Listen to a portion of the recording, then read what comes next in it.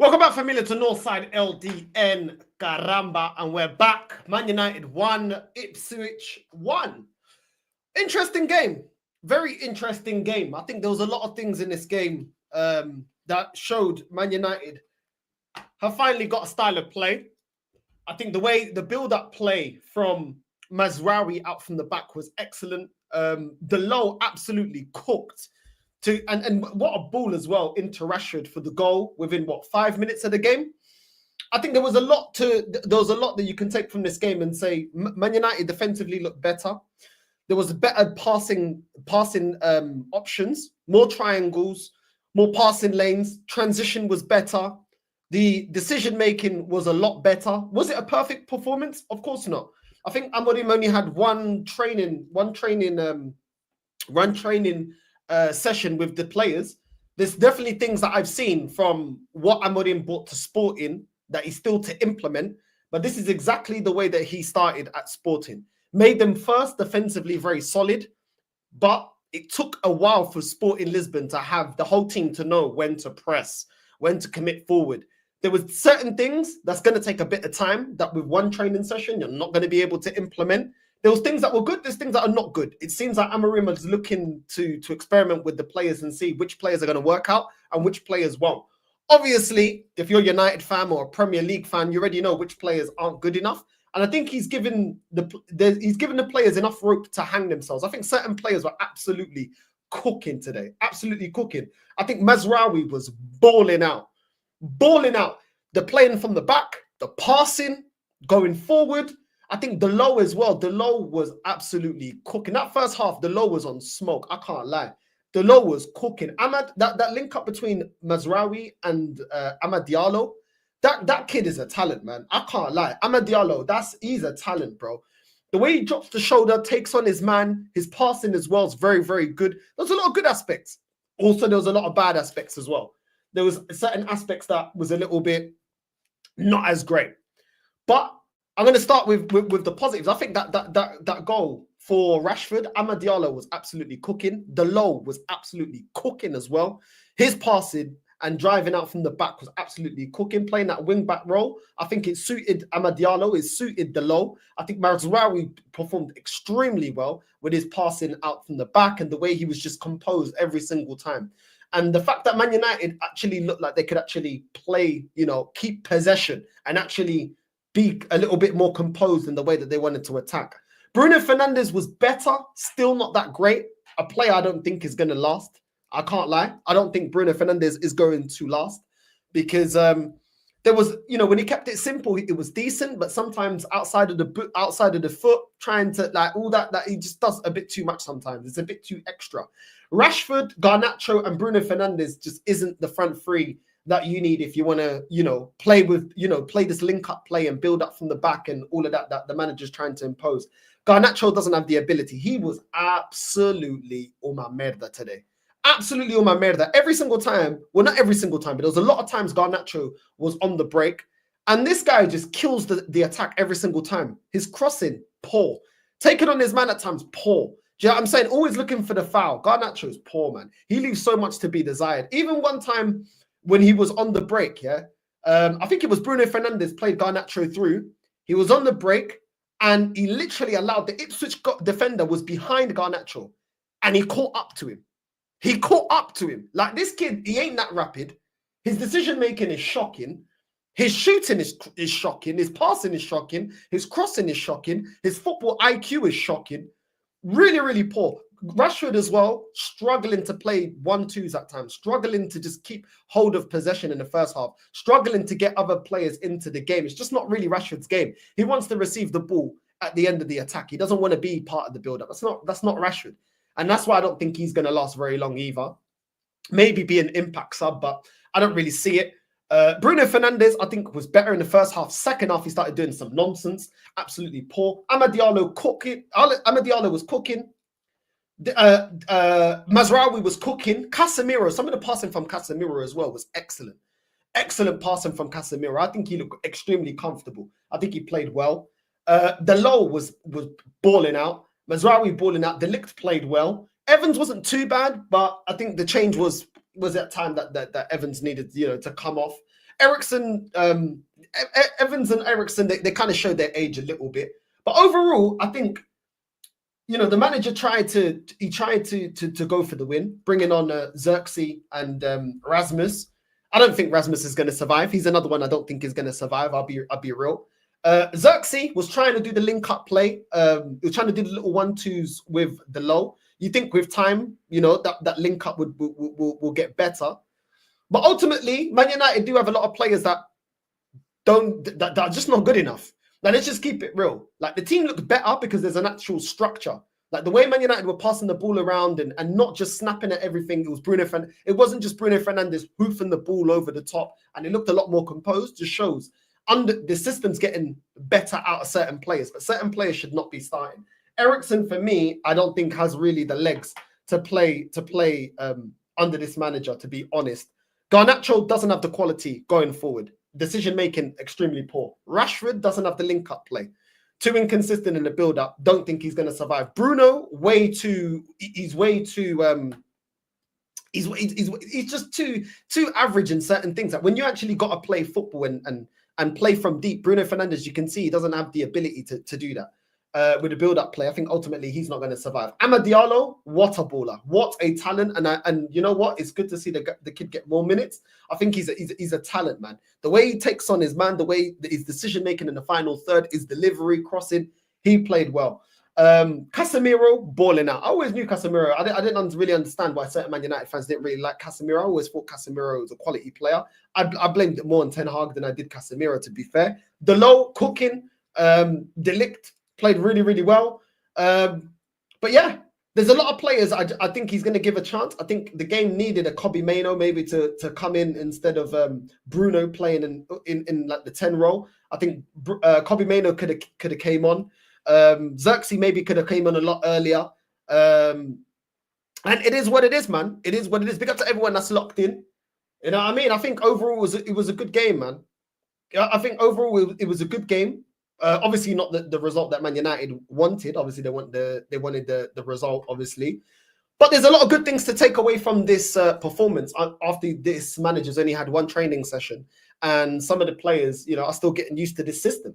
I think sometimes the fact that the front three wasn't pressing is because it needs more time. They need more time to learn what the manager wants. The pressing from the front three actually, interchanging, playing a bit more of a high line to try and impose themselves a little bit more. I think it took into the 60th, 70th minute in the game for Man United to actually push more further forward as a team, as a group.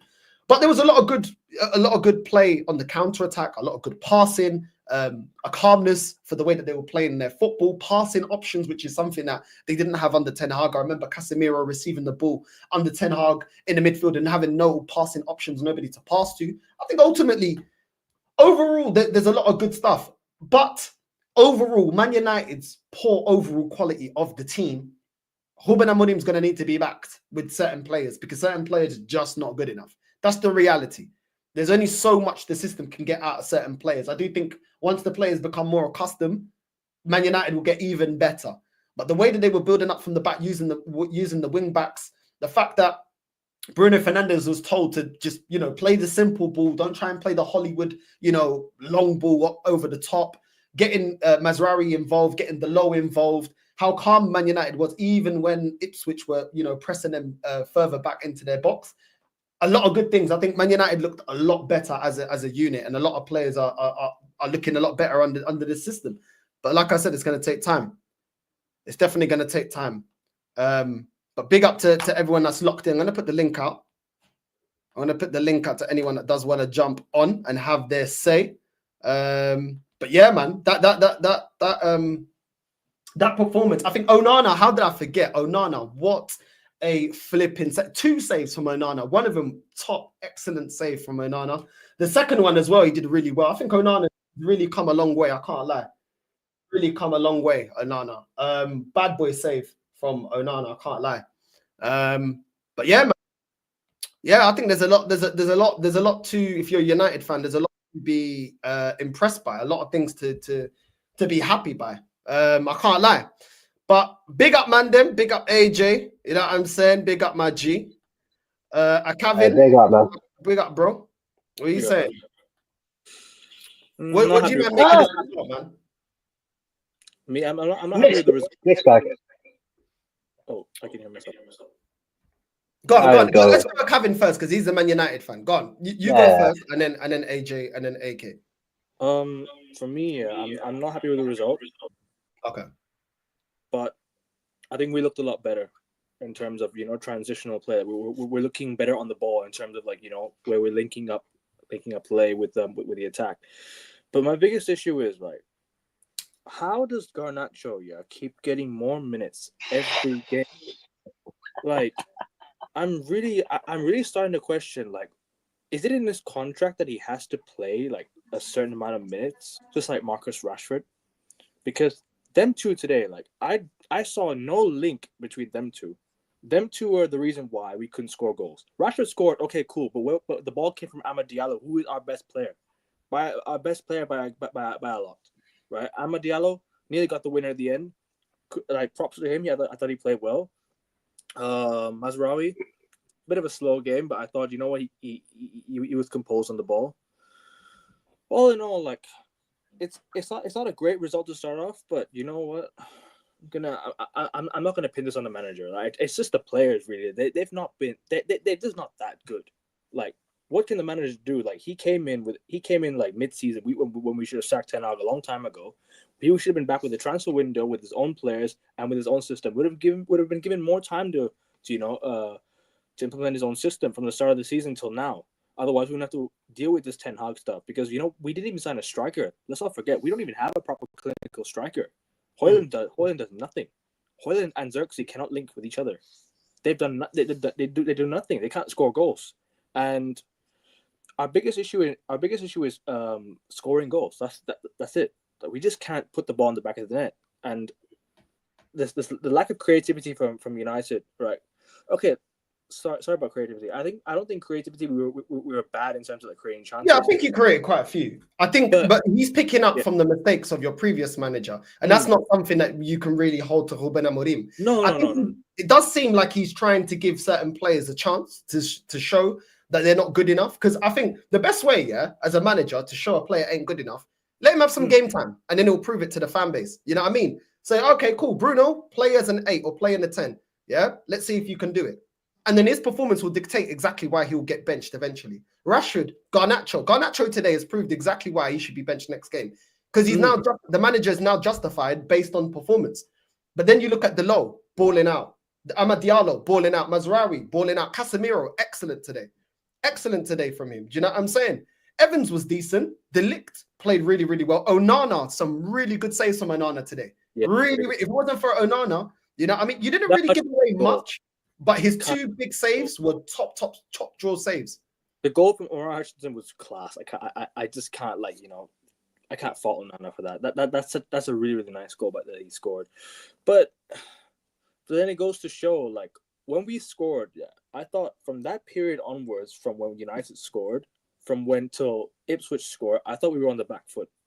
That was the period of the game where I thought United were on the back foot. I thought we were sloppy on the ball. I thought we kept losing it quite easily. That's not the manager's fault, obviously, because that's something he has to work with the players on. He has to implement the system with these players. But you can't be losing the ball too easily to players for no disrespect to Ipswich here. They play some decent football, but come on. They're where they are for a reason. Even though Ipswich plays some decent football, it doesn't mean you should be losing the ball so easily. Our ball retention is okay, but then our ball how do you say it? Decision making. The way we keep the ball is poor. We don't know how to maintain the ball. We always lose it every time we win it back. You see, and in the second half that improved. I think the second half we looked a lot better in that sense, right? But then from then onwards, we just I don't know. I don't know what to say much. It's just the result was terrible, and for me, it's not the manager's fault, but the result should be better. I still think the result should be better than this. I hear that, man. Real King, Amari Hutchinson, bro. That guy's a baller, bro. That kid is talented, bro. Really, really good player. Who played? What do you make of this result, bro? First game under Ruben Amorim, one training session. Is there positives that you take away? I mean, you get a point. Do you see some good aspects in what he's trying to implement at Man United? Yeah, big up the whole panel, big up the chat as well. Yeah. Obviously it was a disappointing result, but I'm not, to be honest with you, I'm not too mad at the performance. Yes, there's certain things that we can improve on, yes, but the overall performance I'm not too mad at, because I actually saw a style of play. I actually saw identity. I saw identity out there. I mean, Mazarari was unbelievable. Delete yet again. I don't need to say too much on Delete. 7 out of 10 performance against solid. Diego Dalot, he was solid as well again. Johnny Evans, he was good, and Onana was really good as well. Obviously, I think we have to highlight the differences as well, because with Onana, because under Ten Hag, we under Ten Hag, Onana were just hoofing the ball, but Onana hardly was hoofing the ball today. He was actually trying to. We were actually trying to play out from the back instead of hoofing the ball every single second. So I was very happy with the build up play. Obviously, Casemiro yet again played some very good, very nice passes. Played some very good through balls and stuff. But obviously, certain players weren't on the same wavelength as Casemiro, so obviously that is understandable. Amad Diallo, bro, I can't sing this guy praise anymore, bro. Like, I've told man about this guy. Yeah? This guy is one of our best attackers. This guy is unbelievable, bro. Like the talent, bro. The talent, the talents, the IQ, the technical ability, everything just there, bro. And the kid just got everything. The kid just unbelievable in it. Like, Ahmad was one of our better players to there. Rashford, apart from the goal, I didn't really see Rashford apart from the goal. Like, obviously, like, I'm getting frustrated with Rashford at times because he was obviously he was playing as the 9, but like, he never tried to drift out wide that time. He just stayed centrally. He was just standing there. He was just standing centrally, bro, and he wasn't really trying to go out wide at times and run into channels. He wasn't really. Marcus Rashford wasn't really. He did absolutely zero, like, apart from the goal. Obviously, Bruno Fernandes didn't really see Bruno that much. Obviously, he didn't do a lot in the 10. Obviously, when he got dropped in the 8, when Casemiro went off and Ugarte and that came on, and when we made the other changes as well, Bruno in the 8 were trying to hoof it a couple of times. Yet again, but obviously we all know about some of these players, in it. We all know. I think Garnacho was our worst attacker on the pitch. Like, bro, like, he was one of our worst attackers as well, because again, Garnacho got himself into some good areas, but again, the final ball wasn't there. And I'm disappointed. The only thing I'm disappointed about is the result. I'm not surprised that certain players underperformed, and I'm not surprised that some certain players overperformed as well. I'm not surprised about that. And I think we have to take in, as United fans, that we have to take in, because Ruben Amorim, these are these are some of the things that he said in the interview when he came to Manchester United. He said the players have to have the demand to play for Manchester United, because obviously the media was asking Ruben Amorim about the young players. How is he going to deal with the young players? And Ruben Amorim said about the young about the young players. He said they have to be able to cope with the demands to play for Manchester United Football Club. That's what he said. So none of this, let's give them time. Let's not give him time. If Amorim doesn't think the young players are good enough to play his system, he will get rid of them. Yeah, that's what it told me. Yeah, and also, and also, yeah, like certain players have to be ready to play for the club in it. Like he's not with this time thing. Like, and also the players have to. He also said that the players have to adapt to him. He said he's not adapting to the players. He said the players have to adapt to him the way that he wants to play. So Amorim's not going to change the way that he wants to play. That the players have to adapt the way that the club and Amorim wants to play. So I can't put any of the blame on the manager, because he said that we will see an idea, we will see an identity, and we saw that. I didn't see that on the Eric Ten Hag, and I didn't see that on the previous managers. So I'm not going to put no blame on Amorim. And when the game was still 1-1, he was trying to make substitutions. He was trying to change things up. He was trying to change things up, and that's what he said he will do as well. He will try and change things up at times. And this is the thing, bro. Like I was very happy I was very happy that this game he stuck to his principles. He just needs to carry on sticking to those principles, and I think he will. I just think we just need certain players. I just think if Amorim keeps on sticking with the style of play, and we give him 2 summer transfer windows, I think Manchester United will be in a good place. So no, I hear that. I think there was a style of play today. I do think you were trying to use your fullbacks to attack. I do think you guys were trying to use also, Mazraoui was getting involved in your build-up. Delors was getting involved in your build-up. So was Amad Diallo and the lot. I think Bruno Fernandes was trying to keep it simple. You were getting opportunities. Sometimes certain opportunities were going to Garnacho. It's not the manager's fault that Garnacho is got no IQ in the final third. It's not the manager's fault that Rashford can't link up play.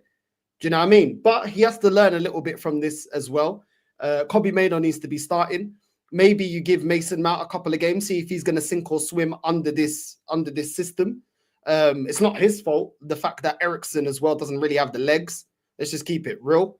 But then there's a lot of positives. Is it complete? No. But did he create this team? No, he didn't. So he does have the right to implement his style of play. And I think he at least gets, the rest of the year to see, is he going to stick to his style of play or turn on that like Ten Hag did?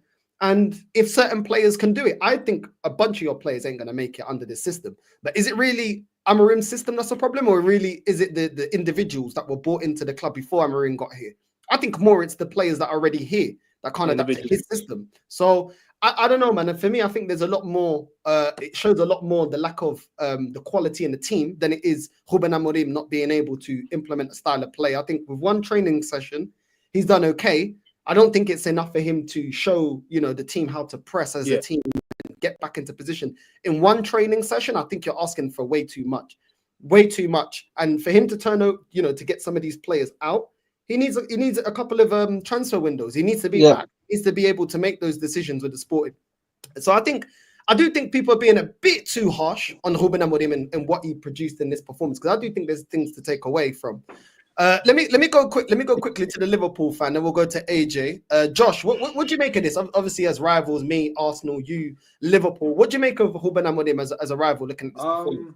Obviously, we were linked with him in the summer. And, he plays a distinct 3 at the back system, and I watched the game, but I wasn't really paying attention too much. But I thought United actually did quite well, considering, like you said, the limited time he's had.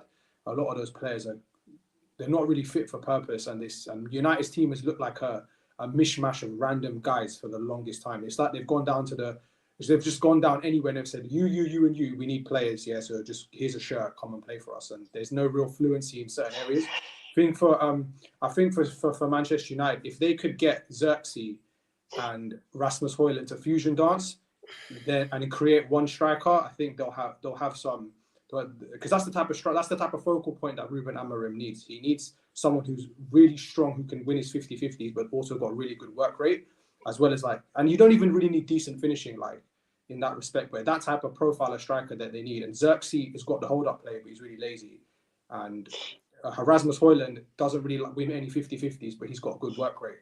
And also a left wing back. I think if they can target a left wing back, because Dalot has been the best United player probably for the last 18 months, but he's not in this system. It doesn't suit him to be a right-footed left wing back. You need proper width and direct width when you're playing that in that system. And it's going to be a big ask for the two pivot players and then the two number 10s, because the problem with the 3-4-3 is the fact that you can get outnumbered in the midfield.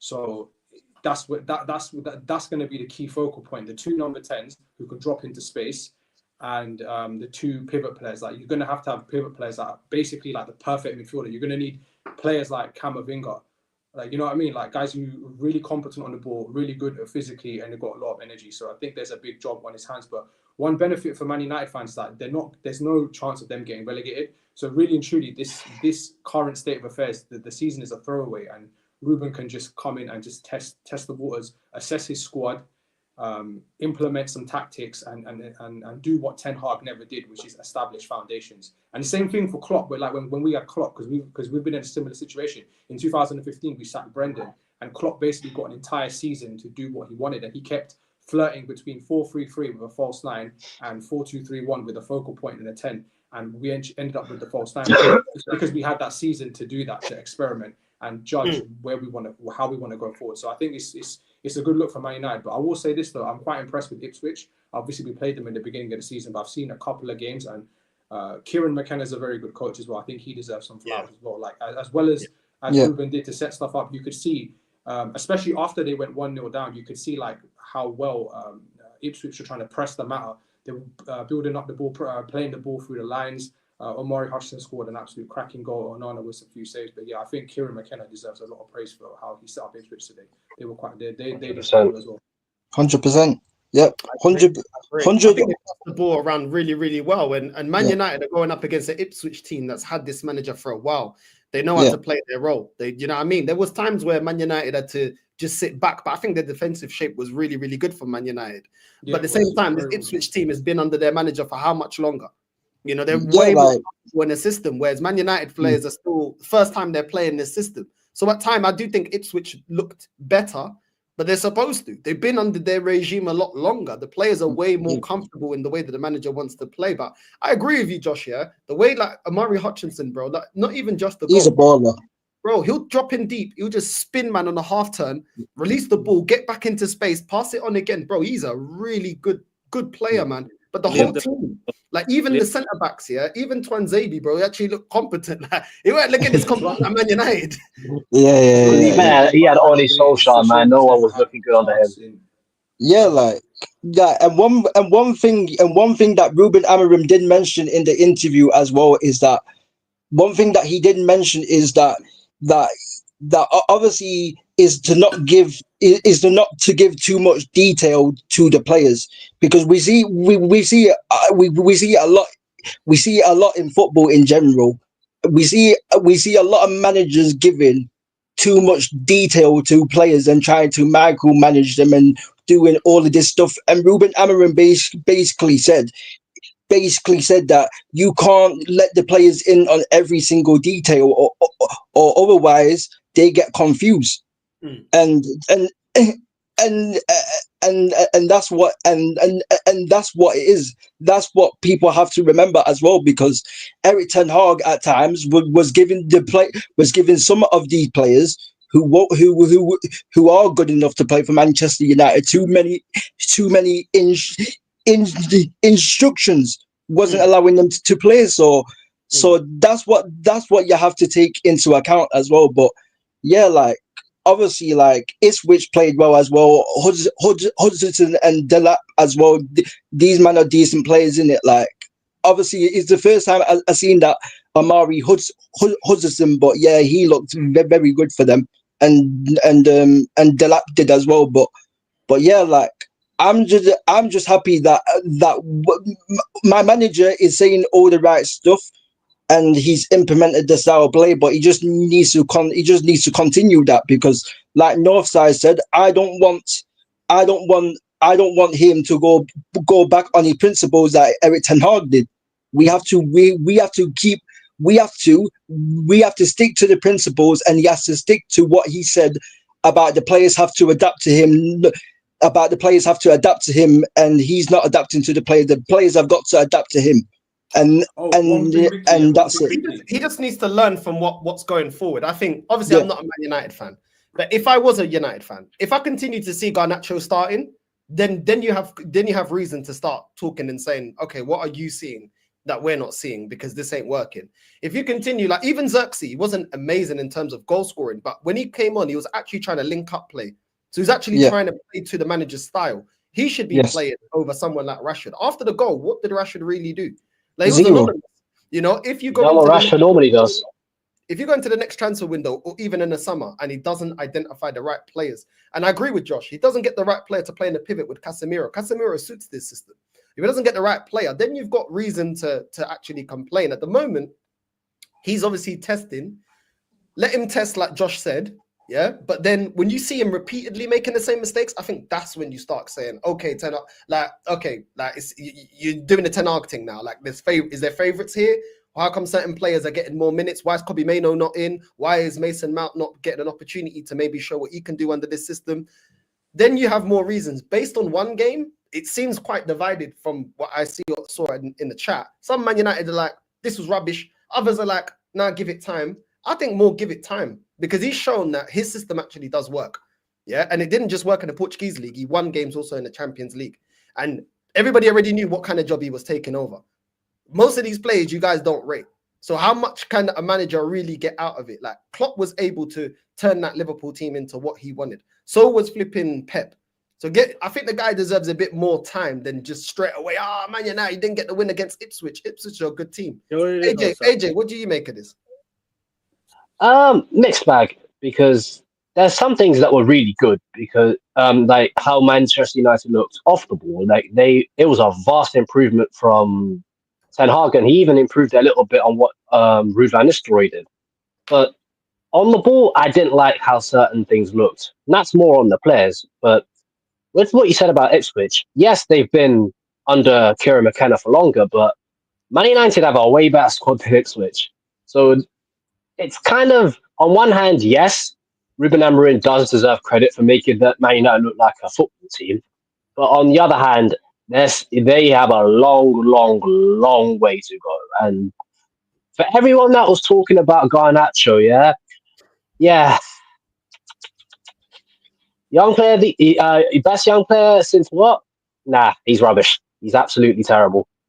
And for all the good things that Man United did, on a tactical level, on an individual level, they still look really fragile. And Man United's fixture list, like over the winter, is not going to be very kind to Ruben Amorim. So while I do think that he's going to be a significant improvement on what you guys have had, I still think you lot are going to be in for some real growing pains. I just don't know if those growing pains are going to be worth it, because we're sitting here in November 2024. We're not going to be in the future, because we don't know whether he'll be the guy that takes Man United back to where they're meant to be or not. But there's good things, as we saw. Like, Ahmad was unbelievable. Mazraoui was pretty good. Dalot was good. Casemiro, like, listen, all that slander. Yeah, you guys have no shame. But that's just football in general. And by the way, any Arsenal fan that wants to send for Ruben Amorim, he's the same guy that knocked us out of the Europa League under Arteta, so keep your mouth shut. It's mad. These men just looking for something to banter. I don't know, man. Kevin, do you think you guys got the right profile to play under this manager? Because I just feel like there's too many players that just are not the right profile for this manager, bro. They're not the right fit And I think that's where you guys sometimes looked a little bit meh in the second half.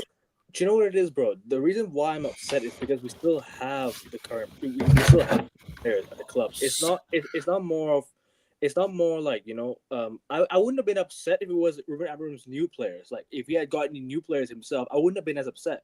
But the fact that it's still these players that are still at the club is why I'm upset with the result. Is because they're still putting in the same performances week in, week out. Like it's still not good enough from these players. We just don't know how to put the ball in the back of the net. That's the biggest issue, right? We can play around the park. Cool. You can play these little flick balls around the path and stuff like that. I don't mind it. But the biggest issue is, bro, we need to put the ball in the back of the net. And the amount of chances we can create for strikers, they don't know how to score goals. Højlund is not a number 9.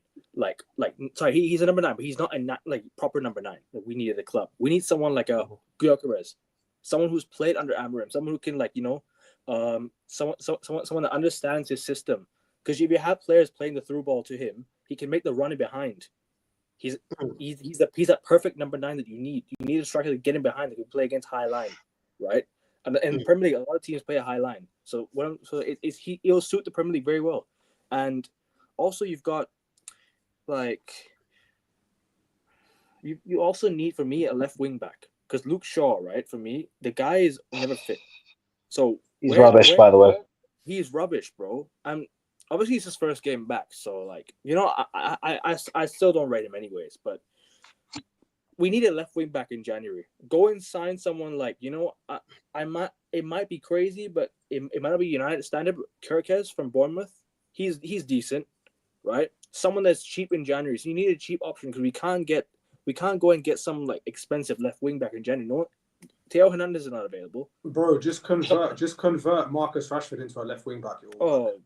Because you know what, yeah? No, you're laughing, but I'm being serious. You know the way Ruben Amorim builds up, right? So he plays a 3 at the back here. So you've got 3 centre-backs. The goalkeeper passes to one of them. The right wing-back drops into a back 4. Or no, not the right wing-back. A wing-back will drop into a back 4 to give an extra option. Bro, and then the other wing-back goes long. So if you move Marcus Rashford into the left wing-back, bro, he's just an outball. Just knock it off him and he'll run onto it. The thing is with Rashford, he doesn't track back.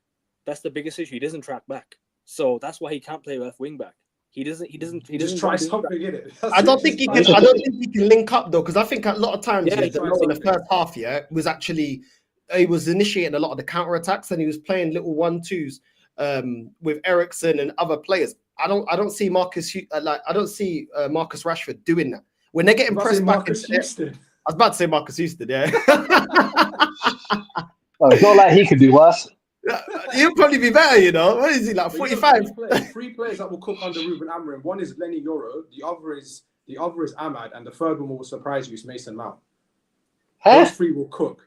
I'm being serious. If you look at Mason Mount's best season, he played with what's his name again? Thomas Tuchel in a 3-4-2-1, and he had his best ever season. And Ruben Amorim plays in the same formation because what's his name? Mount is not really a midfielder. He's like a pseudo false 10 kind of player. Like he doesn't do you know what I'm trying to say to you? Like play as an inside forward. He plays better like that, and I think he will actually do really well. I understand what you're saying, but Mason Mount as a United player for me is not good enough. Like since he joined United, he's not a good player. But he's not good enough. He'll do good at Chelsea. For A standard, you had Thomas Tuchel. Like the thing is with Chelsea. Like he's a Cobham boy, right? So obviously he's going to give it all for Chelsea. When he joins United, all of a sudden is he gets the money. He doesn't have every player that joins United, it's almost about the money nowadays. Nobody wants to put the performance like they did back in the day, because anyone that joined United was under Sir Alex Ferguson. Sir Alex Ferguson would. But don't you think he deserves a chance under a new system? Like, no one's saying that he might be a well beater, but I get what Josh is saying. He's saying, like, he might actually thrive under a different system. As a squad player and off the bench, maybe I would do that. I wouldn't start him, though. I wouldn't make him a starter. I would actually maybe move. I would actually maybe sign a left attacking midfielder and play Ahmad as a right attacking midfielder, and then maybe move and bring Mount off the bench. Yeah. Something like that. I wouldn't start Mason Mount. No, he's not good enough to start games. Okay, fair enough. There's too many holes in Mason Mount's game. Like he's just not. There's no technical ability. Just a runner. He's basically Bruno pie mash version. That's all he is. You know what it is with Bruno though? he played all right today. Like I'm one of Bruno Fernandes's biggest critics. I don't like him at all as footballer. I thought he played all right today. Like some of his passes, I thought it was decent today. But still, don't think he's good enough for the system. I don't think he's good enough. Yeah, I don't think he'll last. He wasn't as bad as I've seen him. I agree with you. He wasn't as bad as we've seen him before, but I don't think he will last. Touchline. Let me get you in the conversation. What are you saying, bro? You trust in the process? Yeah, we're phase 0.5, bro. Well, we all laugh at phase 0.5. What, does anyone know the postcode of Ipswich Stadium? So I can say tough night in wherever. Tough night in E11 or something like that. Does anyone know it? No idea. Like tough night in East Anglia then, I guess. Yeah, you did it right against Ed Sheeran FC, man. Journey to be proud of, and that's about the journey. What do you make of this performance, man? I think we was awful though, to be honest with you. I think we was awful. I don't think not awful. I thought second half it was better, but after we scored that goal, after about 20 minutes, they just all over us. That goal was coming. What is it? Tough night in IP1. There you go. Tough night in IP1. 2DA. Tough away day out.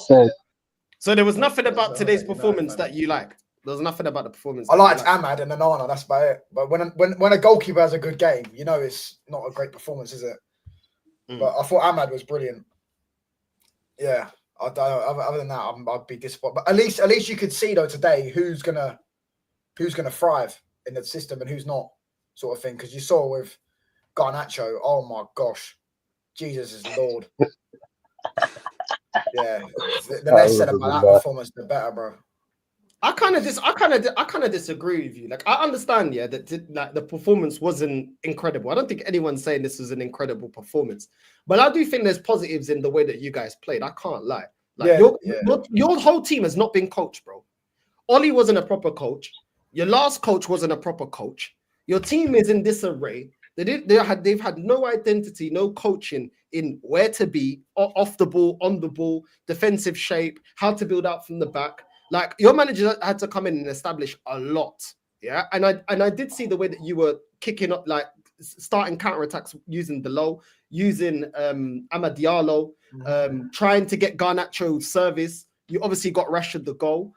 Yeah, you wasn't consistently amazing. No one ain't saying that, but at the same time, he's. I feel like there's something to be built on. Casemiro with a couple of good passes as well. I agree. I think when you're looking at your attack, you weren't that great. I would agree to that. Your midfield, Casemiro is the more standout. Eriksen looks like his legs are gone. Defensively, I think you guys were actually okay. You guys, your build-up play as well was a lot more patient. A lot of times you guys have been very sporadic, struggling to keep hold of the ball, struggling to create anything apart from Bruno spamming crosses. I feel like you guys were a little bit more like composed. A lot of times, Man United's end-to-end, long ball crossing, end-to-end, long ball. I feel like you guys were a little bit more calm. Like there is a basis there that he can develop with. But at the same time, maybe he's not going to start Garnacho next game. But I think he's trying to see who can actually adapt and who can't, and actually give them an actual opportunity. I think there's things that are positive. Overall, were you good enough? Of course not. But I do think there's some positives from the game. At least you're starting to see some form of an idea of when people ask, well, how did Man United? He actually played his formation. Yeah, so I don't think there's like is from this game. You know, I think it'll be next week. You'll see a bit more because Luke Shaw will be back fit. Martinez might be back in the team. Obviously, like for three at the back, and the way people want to. Oh my gosh. The way people want to play out from the back now, they need. By their accounts, he's doing the job. Yeah, listen. You worry about Enzo Maresca, mate. Yeah, you worry about Enzo Maresca and Todd Bowley. You know, telling you into Brighton, right? What's it called? Anyways, you need a left centre back, don't you? And obviously Luke Shaw was just come out of injury since the Euros, and Lissandro dropped out last minute. So it's a bit. I understand that. I understand why. I don't understand why he put Ahmad at right wing back, but then who else was he going to put there? Because none of his other wingers are competent footballers. Garnacho can't hold up his pants, and Rashford, the ball just bounces off him every time he drops into him. So who's he going to play there? Ahmad's actually a half decent player. But yeah, I didn't understand that because he's your best attacker, innit? So why would you sacrifice your best attacker by putting him at right wing back? Would Arsenal do that with Saka? Probably not. But I understand it.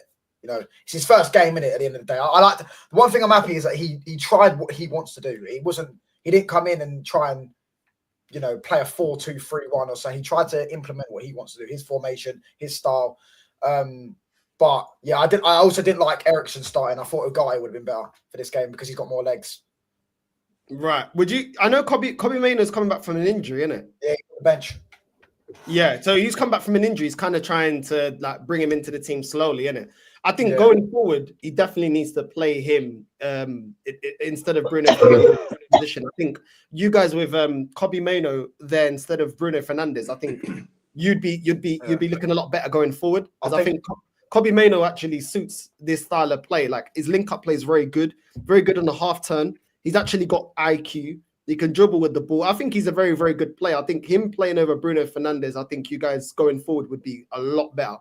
You know what I mean? Right next to Kobe Amad Diallo as well, linking up. I think that would be a lot better going forward. So maybe at the same time, like it's not his fault that Kobe Mainoo wasn't available, fully. Yeah, it's also not his fault that he plays a back three, but he's only got 2 fit centre backs in Evans and De Ligt. So it's not he's playing Dallo at centre back. You know what I mean, it's not exactly his fault. Or not Mazraoui, sorry, at centre back. Yeah. Yeah, so that's not really his fault, and he's got to wait for Euro and Martinez to come back. Obviously, Shaw and Maguire as well. So, it's not really his fault that he's got no centre-backs really playing to play his system. And he still tried it, he didn't try and be too smart. So, yeah. Just that. But Onana dragged us through it, really. We probably would have lost that game without Onana's saves. Yeah, he was unreal. Yeah, I got to go, so big up the panel. Big up AJ, man. Big up, bro. Big up, AJ. Joey, what you saying? You're there smoking. Why are you smoking? What's up? What you saying? Because I heard this man talking crap about my club. I was going to stay out of this whole thing, and then I heard him talking crap about my club. I was just sitting in the background all nice and quiet.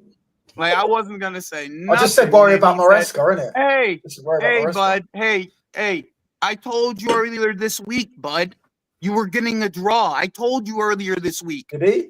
I told you earlier this. Yes, I did. I sat here on this channel, rated, by the way. this exact channel, with you, and I told you were getting a draw this week. And I told you not to get too excited. You were getting a draw this week, and you shooed me off and all this other jazz. Can I just ask one question? I had to come in here and I had to talk to you. Like, how does this guy? It doesn't make sense from the beginning. How we already doing things that don't make sense first game of the season though. Like, as much as you guys don't like what you saw, like what you saw in some cases, there's still things that don't make sense. Tell me why Ugarte was the guy that you guys that he coached already. Yeah. Why isn't he starting?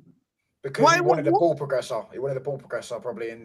He thought Eriksen could play from deep, which Eriksen can do, but he could for some reason today he just couldn't turn. Don't know, maybe does he ain't really got the legs like that Eriksen anymore, man. Arsenal fans love talking about like hip flexibility and all that with their players. I think hip flexibility. I never heard that one about hip flexibility. The tactic goes on Twitter. You know what I mean? Mainoo's got great hips. They think they're in a Zumba lesson or something, but I don't know what they're doing. Eriksen's hip flexibility today. Nah, but like, you know his scan rate flexibility. I mean, to be honest, I don't be scanning men, bro. I don't know about scan rate. I don't scan men. Hasn't the pivot of Casemiro, Ugarte over the last like 4 or 5 games when RVN was in charge actually looked good? Like, hasn't that pivot been the pivot that's worked? What, Eriksen and Casemiro? No, yeah, but that was in a midfield. Casemiro. Sorry, Casemiro. Yeah, but that was in a midfield 3, which I think. So he went today and said, "I'm playing a midfield 2." Look. He's got a squad. It makes even more sense in a midfield too, to be honest with you. Yeah, I agree. I would have started Ugarte and Casemiro, but I'm just trying. I'm not Amorim. I don't know why he done that. I wouldn't have done that. And to be honest with you, let me just Ahmad at the right wing back's position is like a waste. It's like a waste almost. It's like he's too good to be in that spot. Like, he should be more higher up the pitch is what I'm trying to say. Not to say that he shouldn't be on the pitch at all. He's like one of your best players. I think he should be on the pitch all the time for you guys. But he should be that inside 10, not at the right wing back spot. You need to find some type of fucking solution for your left wing back spot that's not Dalot. Because if you keep on Dalot playing, Dalot's strong foot being his inside foot, it puts your entire team at a disadvantage when you're trying to play through the outside to your outside 10s. And it got log jammed a lot when it came down to that side. It came back inside instead of going back through the outside to Garnacho on that wide side. it got log jammed at Dalot, and Dalot would have to go back inside either to a midfielder or center back. And then you had that whole entire space for Garnacho over there that was just like available, but not being able to be utilized. And like Ipswich pretty much realized that after the second half, and then just pinned you onto the other side. And that's why you had so much troubles getting out, because in the end, they were like, give it to Dalot. Let's see what he can do going down the outside. Like, it was pretty much, let's see what he can do, because he didn't have the ability to get outside on his guy ever, like throughout the entire game. So now you're sitting there playing one-sided football and getting pressed on the one side. And McKenna's not a stupid manager. He knows what he's doing. So he's gonna get you. He did exactly what he was supposed to do: pin you onto the one side of the field and force you to play through Dalot and to make him get up the field. And when he did get up the field, you saw it. He had the one opportunity in front of the net, and he couldn't do nothing with it.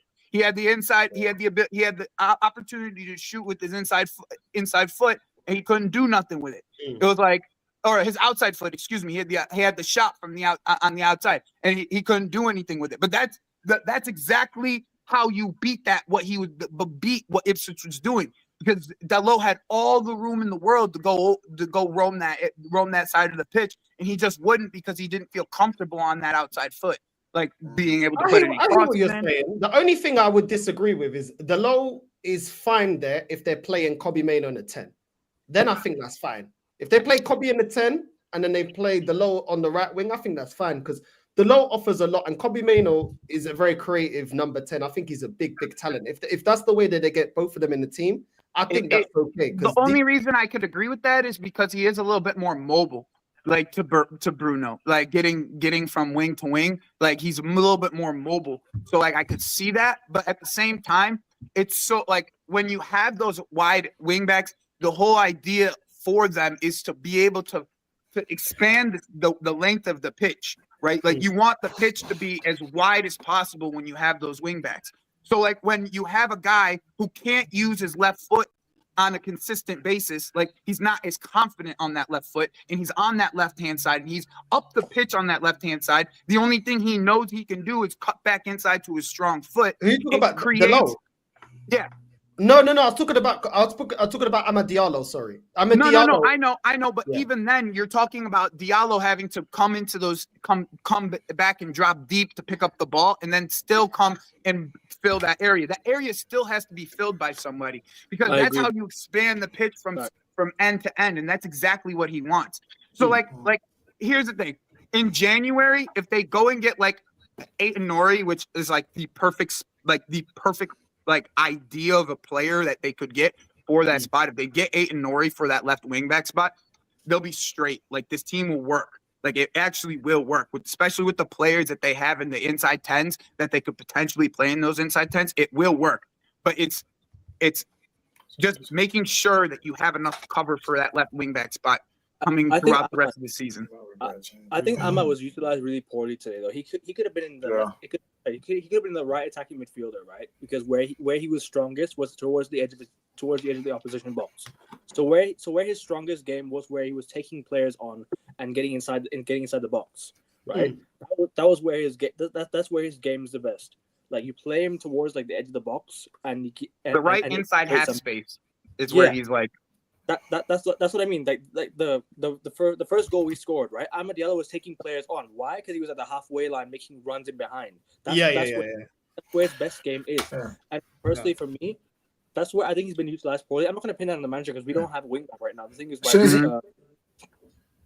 with Dalot, right? Mazraoui, he had to play right center back today because De Ligt had no Martinez next to him. Martinez was Martinez was out today. So if Martinez had played, we could have played Martinez, De Ligt, and Evans center back pairing, right?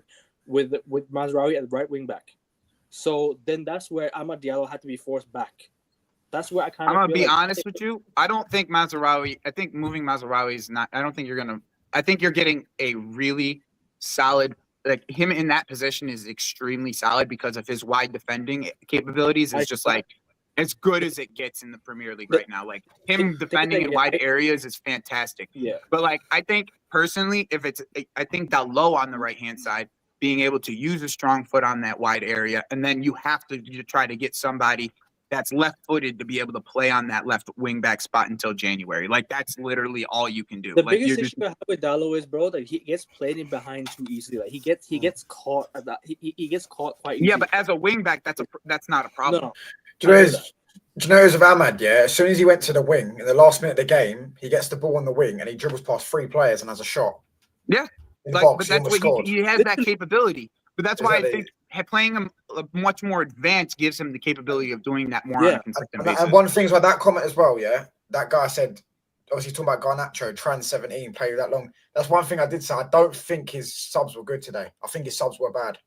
You can't blame him for subs. You can't blame him. I thought Manu could have played for the last. He doesn't even know what his team is. Like, how do you? Yeah, I understand that, but I think he kept Garnacho on for way too long. Yeah, I think he should have took Ericsson off instead of Casemiro when he did.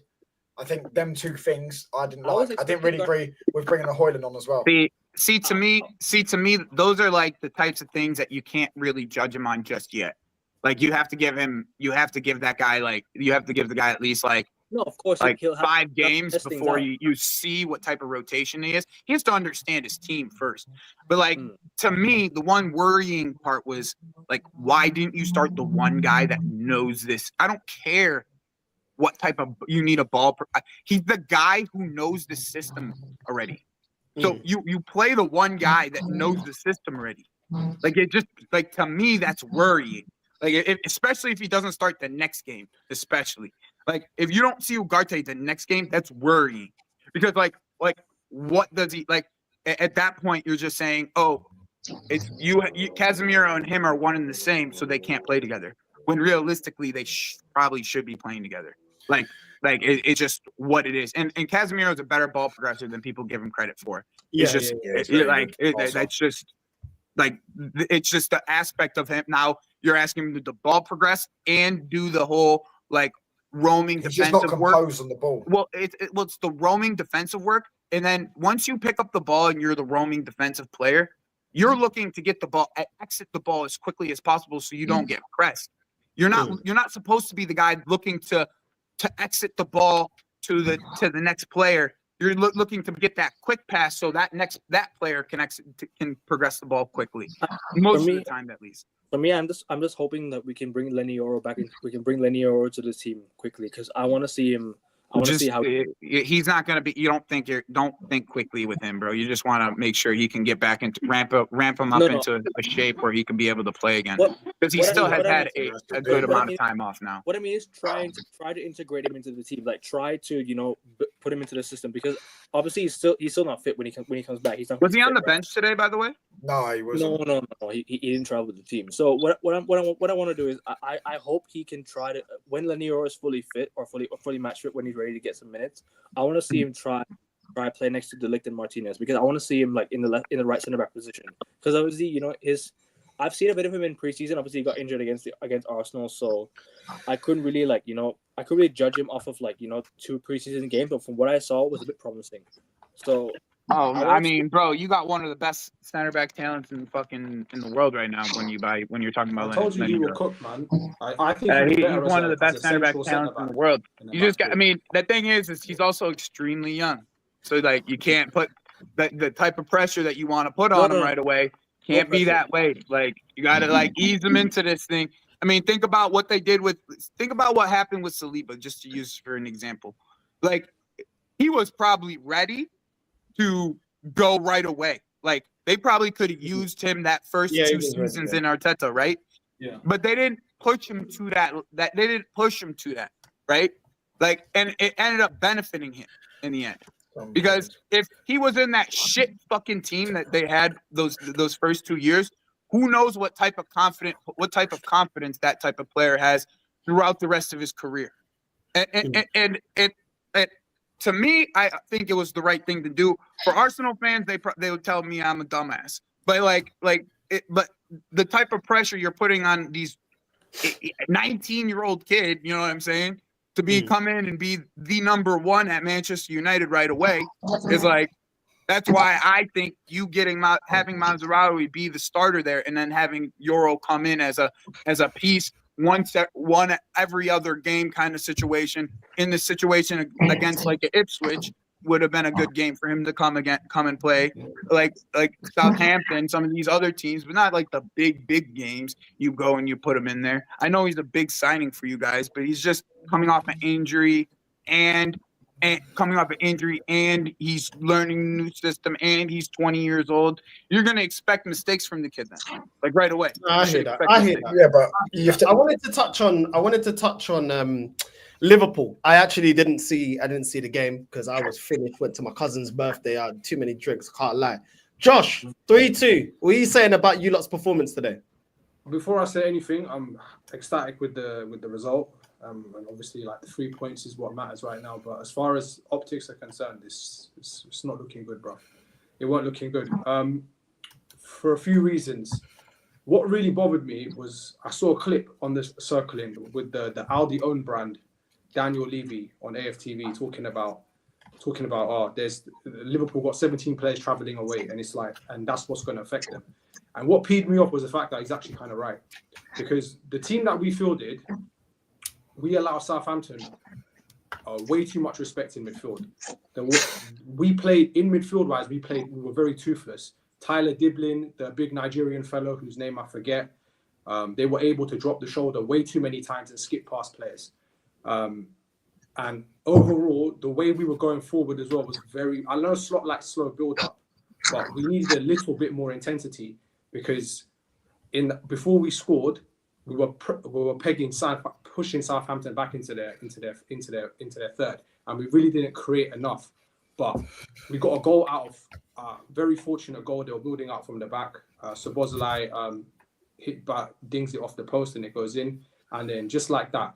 And I've seen this too many times, which is why I'm not really getting that giddy throughout the years as a Liverpool fan, is that we always press the red button and just self-destruct every time. And this goes across different teams, different managers. It happens all the time. This is why people don't take us seriously, because we don't take games seriously. I have no idea why Virgil van Dijk decided to become prime Ronaldinho and dribble the ball out when we're 1-0 up against a team who struggles to score goals. Then we lose the ball, and Robertson, who for me has had an absolute stinker, gives away a penalty, whatever, regardless of whether it's a penalty or not. We don't need to get into semantics, but the build up to that was so unnecessary. We literally just gave away a goal for no reason. And like I said, when Diaz came onto the pitch, that's when things changed, because we literally stepped it up straight away. And for me, maybe I'm thinking that the manager got the starting lineup wrong, because if we started with Diaz, we probably would have put the game out of sight, because he just added a level of injection of pace that just flowed throughout the entire team. And even still, as well, when McAllister was playing, our midfield looked a lot more aggressive. And I understand that I like Curtis Jones; he's a good footballer, but I'm not sure why Slot keeps getting him to do this man marking thing, because he was following Tyler Diblin around for large portions of that game. And don't get me wrong, Tyler Diblin is a very talented footballer. We saw him. If you watch the game, we saw him in action. But I'm sorry, he's not good enough for you to stick a player on him. Does that make sense? You don't need to man mark certain players, regardless of how talented they are. I disagree. This kid is freaking good. Like, no, he's not. He is not. He is good, if you bro. No, he isn't. If you I'm sorry, yeah. Put a foot in. Why are people just too pussyfooting around? Stick a challenge in. So many players. Connor Bradley, Konate, VVD. I don't know what Robertson is doing. Curtis Jones, Szoboszlai, just not putting a foot in. I'm just saying Dibbling specifically. No, I understand that he's talented, but he's not good. His reputation is not that high in the game. We're not talking about a Cole Palmer here. We're not talking about. You made him look like Cole Palmer today. I'm not going to like a player who's got a reputation. We're talking about a guy who no one knew about till 5 games ago. Like, why are we man marking him for? It's not necessary. And then guess what? Your man mark, because this is what happened in the Chelsea game. Curtis Jones did a really good job on Cole Palmer, but when you're man marking a player, especially if a midfielder is doing that, it leaves acres of space in the middle of the pitch. And their second goal, counter attack. You're man marking a player and you don't put a foot in. What's the point? Yeah, one ball across to the other side, and we're at 6s and 7s. That's what frustrated me about this game. We needed to play with just a little bit more bite. We gave it's like we gave Southampton too much respect and not enough respect at the same time. It's kind of a weird one. It was just all off today, but obviously Mohamed Salah is just inevitable. So Southampton, they are where they are for a reason. They're not a very good side. So they gifted us 2 goals, the same way we kind of gifted them 2 goals, and that's all she wrote really. But I'm just hoping that it's because of the nature of the opponent is why we play like this, because we've got Real Madrid, Man City, and Newcastle away, and we need to play a lot better than that. So, and for me personally, I can understand if people don't agree with me, because I'm someone that wants to play football in a specific type of way. This type of result and performance, if it was the last 8 games of the season or last 10 games of the season, I have no issue with it, because that's the business end. At the start of the season, I would prefer us to be a lot more dominant, because you set down a marker, you instill fear into the other teams, because they're like, oh, we don't want to play this team. So that's one of the reasons why I'm a bit annoyed. But at the same time, though, to just like reel it back a bit, this is the manager's first season, and yes, he's playing well, but there's still a lot of learning for him to do as well. I hear that. Anybody else watch the Liverpool game? Got any thoughts? I got a question about this. I think this might be also a thing of just an after international break situation, like the way that your team recovers after international break has seemed to be like these are where your drop-offs have happened. Like if you look at Nottingham Forest right after international break, like it's like just seems to be like, oh, the team seems to bounce back pretty well from these types of results too, like the performances specifically, because like I feel like after every international break, this is what your team has looked like. It's not necessarily like Konate doesn't look as sharp. Like McAllister's not on the pitch because he's coming back from Argentina, so he's always like the first midfielder to come onto the pitch. You know what I'm saying? Same with Diaz, because they're from South America. They're coming from South America, so he rests them a bit. They end up coming on, and they end up making an impact. But your South Americans are a big piece of your team at this current moment. So it's it does coincide to like what your results are, what's been going on with your results. But the only thing I have to say about this game is the refereeing was absolutely atrocious. Both sides, not Liverpool. Liverpool, the handball. Like what is a handball nowadays? The dude hit the dude's chest first. Like what are we doing? It hit the guy's chest first, and then it hit his hand. So we're just gonna give it a handball now because it hit him on the chest and that rolled onto his hand. That's garbage. And then the Southampton penalty. Well, he was nowhere. He didn't even look like he was even close to the box. So like, why would you? You know what? Just to jump on that, I think a lot of that comes down to that Southampton penalty. Ever since after that moment, it was almost like they were trying to compensate us and then compensate, and then they overcompensate us. Okay, we'll give you some decisions. Like it's like, bro, just call the game. It felt like makeup calls, right? Cut it down the like middle. The Southampton penalty, they felt like, oh, we might have been too harsh on Liverpool for the Southampton penalty. It's just not necessary. And then it just felt like makeup calls throughout the rest of the game. Like, oh, we got to give Liverpool a little bit just because we gave them this penalty that is questionable. You know what I'm saying? That's what it felt like. I think Southampton could have got another penalty. I can't lie. I think there was one more incident where I think Southampton could have got another penalty. Oh yeah, you're talking about Stuart Armstrong one. The Stuart Armstrong one. The Armstrong one. That's another penalty. That could have been a penalty for Southampton because Kelleher missed the ball totally. The first one. No, because he was pulling the shirt and also like the keeper tripped him. Oh, for sure. That's way more of a penalty than the first one. That should have been a pen.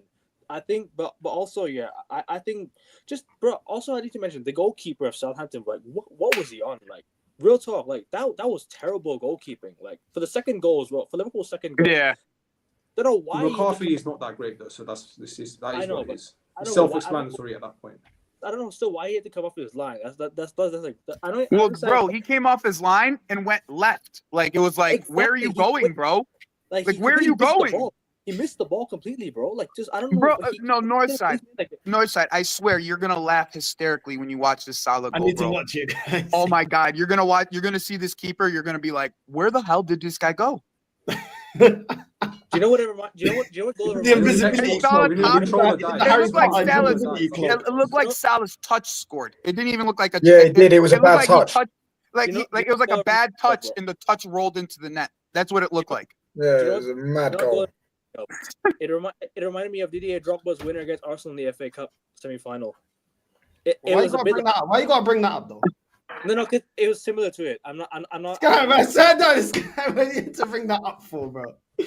This one want to stress me. The Arsenal one, you're gonna make me toxic and negative again. All you gotta do is say Didier Drogba, they just get upset. That's all it Yeah, takes. you can't. That guy. Don't That's all you mention gotta his say. You name, just bro. say his name, and that's all it takes.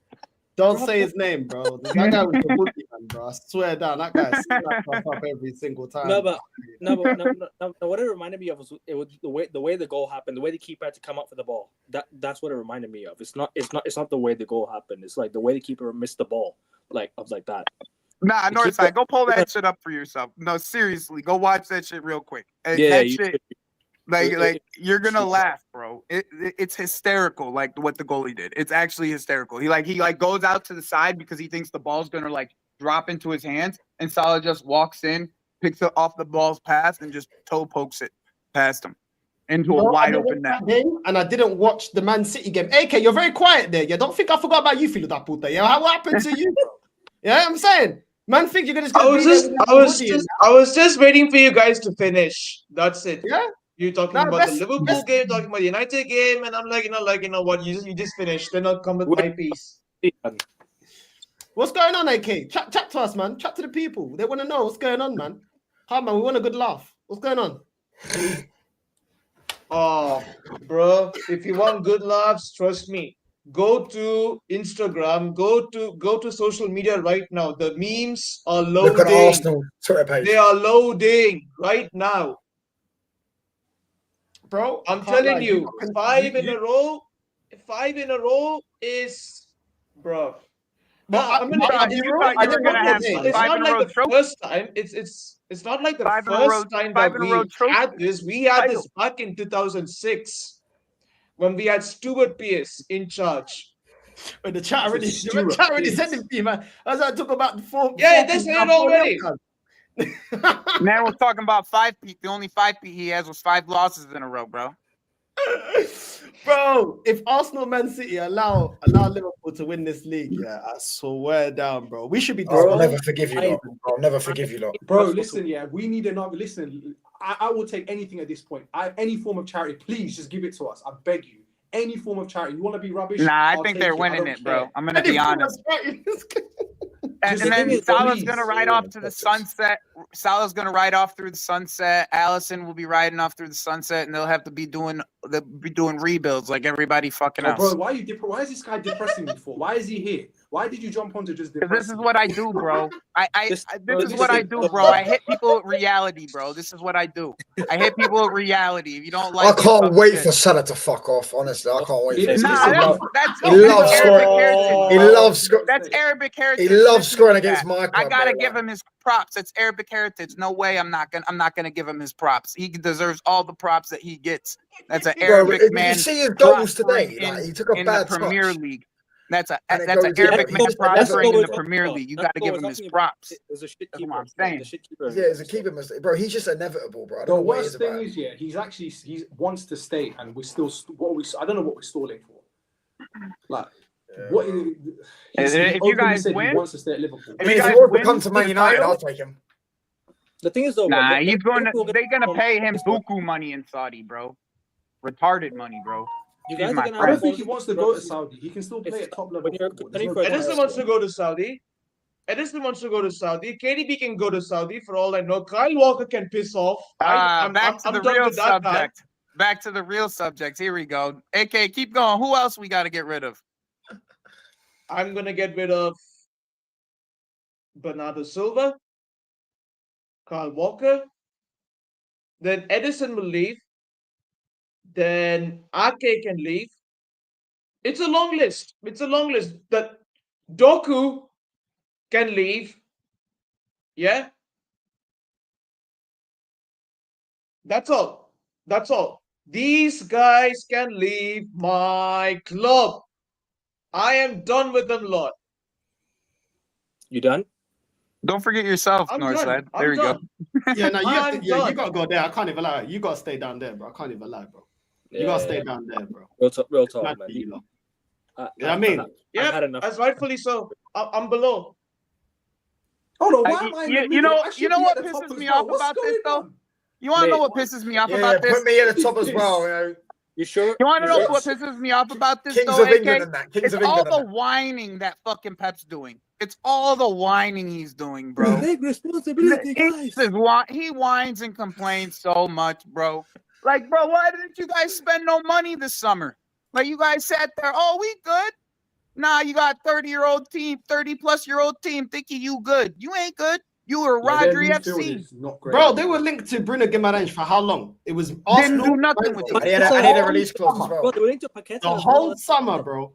Like, it don't make no sense here. You're trying to bring back here. You're trying to make a I'm not gonna midfield. front. I'm not gonna front. Paqueta's a bum. I'm not gonna front. Paqueta's a bum. No, Paqueta's Nah, a no, good Paqueta's a more bomb. like it's the betting thing. I don't Like, think no one, he can't Paqueta's sign a for bomb. nobody because of the betting thing. Yeah, guys.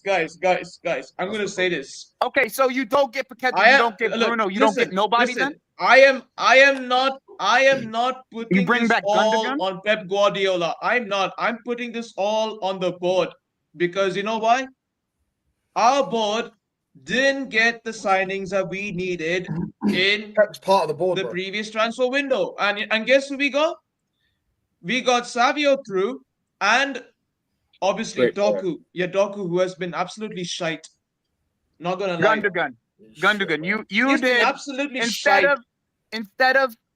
of fucking Bruno, instead of Paqueta, you went gotten a 35-year-old Gundogan with no legs when you How are needed you fucking blaming legs in the board? midfield. What are you Bro, doing? it never works when you bring someone back. It never works. Only Griezmann last year.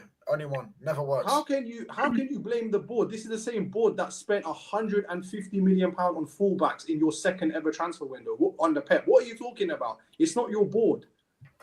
It's not your board. It is bro. the board. This is not. This, It you are is not the the club board. to be It talking is the about board. boards.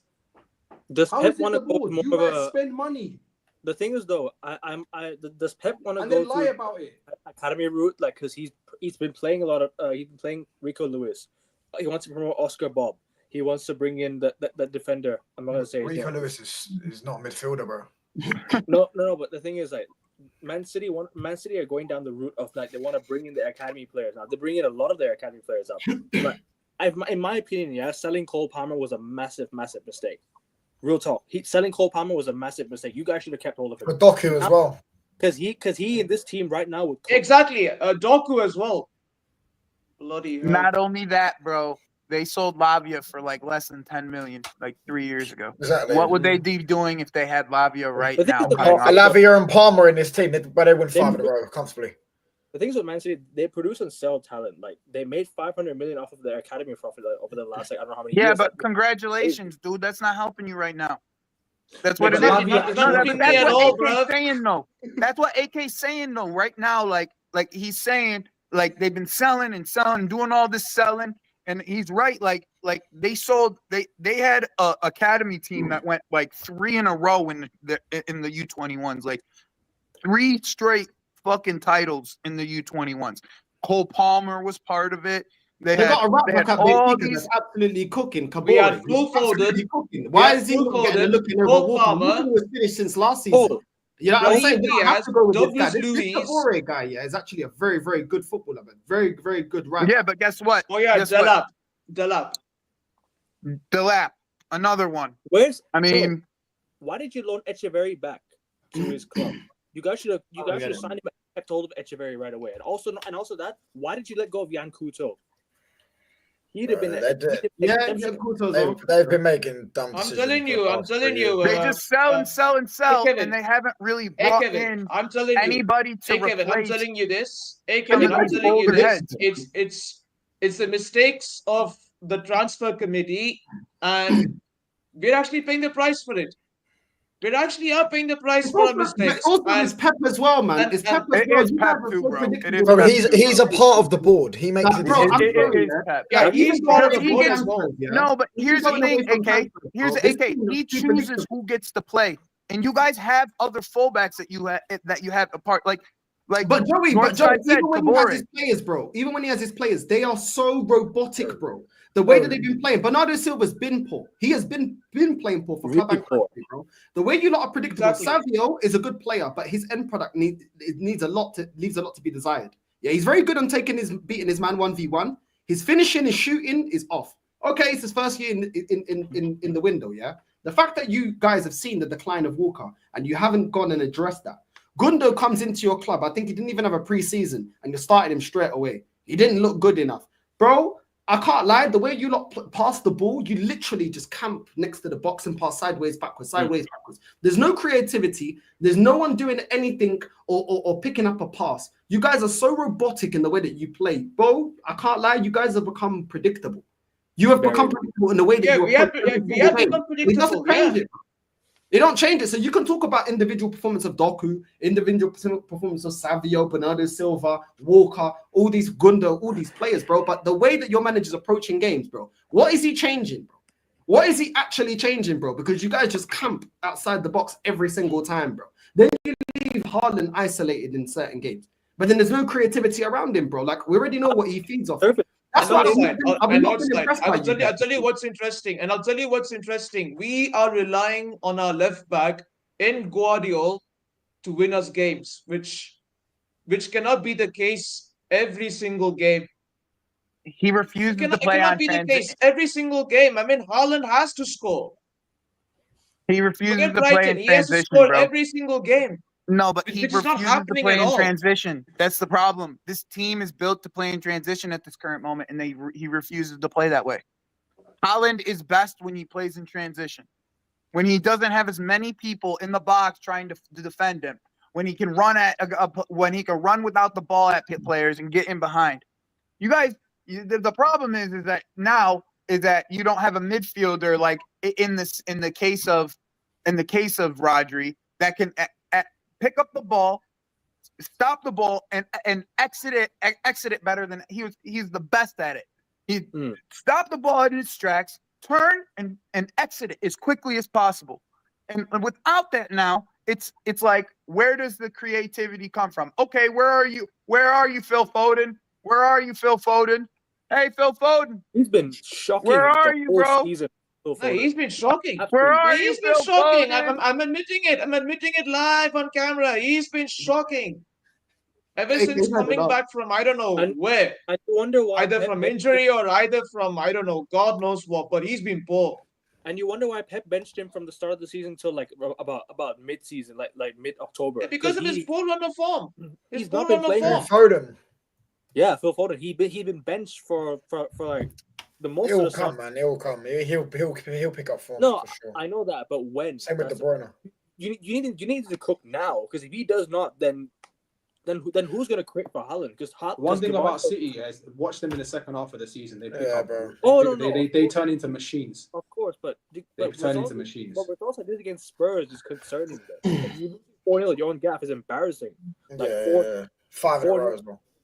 Is like crazy. Not Man City. Yes, they have injuries. They've got Anfield next as well. That's where. Man, next weekend.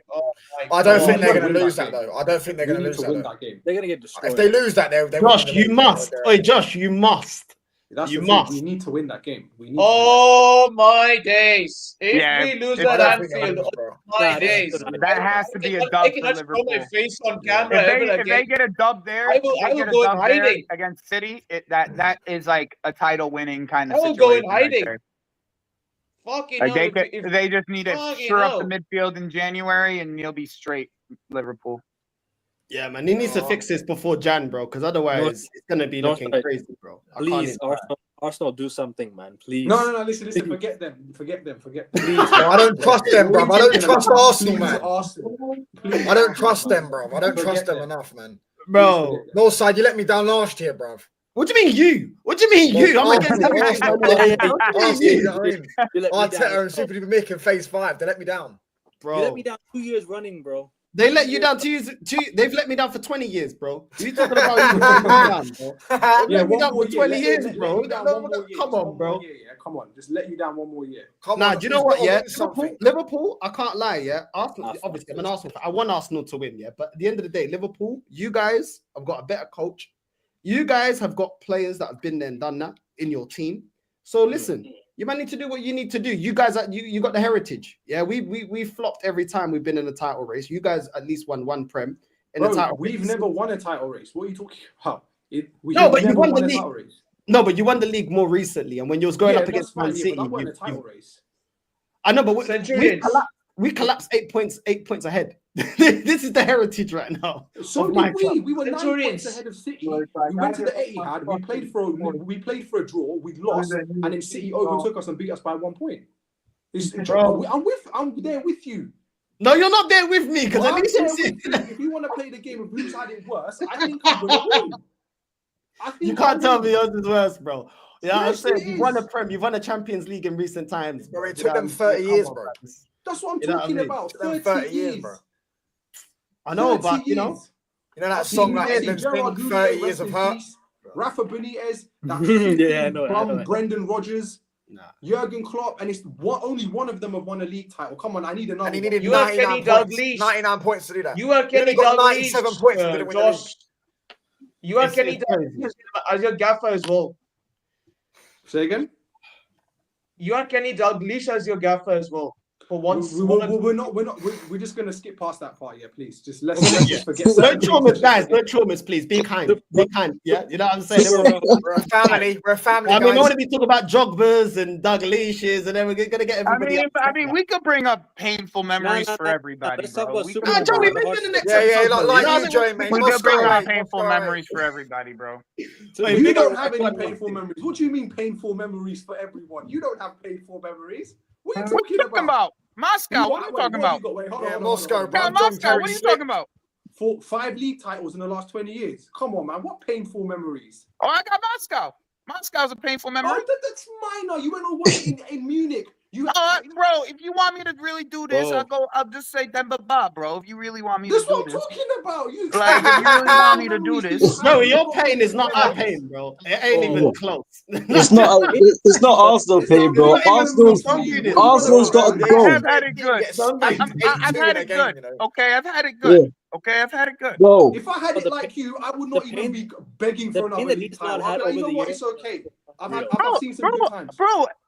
Bro, I'm happy where my team's going right now. They have the Oh, right yeah, trajectory in the looking right good, man. They're places. looking good, We yeah, just yeah. gotta make No, some you're one moves of in the them right kids, them places. poor kids. You live in the Beverly Hills and you're crying because you know what I'm saying. Man Bro, I got a don't- jag instead of Bro, getting we a had our flipping painful Hummer or seasons something. we've had our painful seasons the last 2 or 3 years. Now we back into where we're Exactly. supposed to be. That's all it Well, is. is it a trust the process with Enzo Maresca? Oh, well, there's no trust the process. We already ready. We just top 4 Yeah, next they're year already processing. title challenge. Next They're year already title But challenge. guys, Big up, That's guys, what we man. get. Man. guys, Listen, I'm gonna I would wrap say up. this. I'm gonna redirect. Yeah, I'm gonna You know redirect to one last thing. You're redirecting to football's 12 man. Dan Potts. I need to, bro.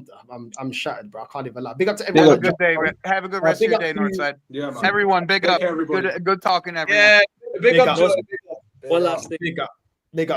Quickly before I wrap up, Similian, your Northside, did you see that second goal from Di Maria against Estrella? What a freaking goal, man. Hat trick as well from it. Bro, I did not see it, man. I went out to celebrate my cousin's birthday, so I did not see that. But big up to everyone that's locked in. We're redirecting Northside Raid to football's 12th man, and we're out. Love. Maybe at 100 subs.